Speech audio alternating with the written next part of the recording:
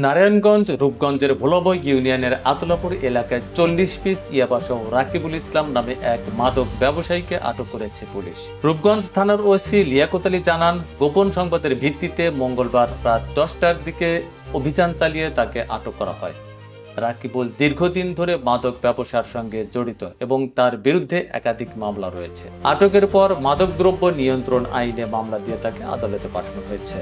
আমাদের প্রতিদিনের ন্যায় আমাদের যেমন মাদকের অভিযান হয়, ডেভিল হান্টের অভিযান হয়, গতকাল আমাদের মাদকের অভিযান পরিচালিত হয় এবং ভোলাবো এলাকাতে সাব ইন্সপেক্টর ফরহাদের নেতৃত্বে একটি টিম মাদক অভিযানের করে রাকিব নামে একজনকে 40 পিস ইয়াবাসহ গ্রেপ্তার করে এবং তার বিরুদ্ধে পূর্ব মাদক মামলা আছে, তাকে সেই মামলায় গ্রেপ্তার দেখে বিজ্ঞ আদালত প্রেরণ করা হচ্ছে। প্রতিবেদনটি পাঠিয়েছেন আমাদের রূপগঞ্জ প্রতিনিধি রনি আহমেদ।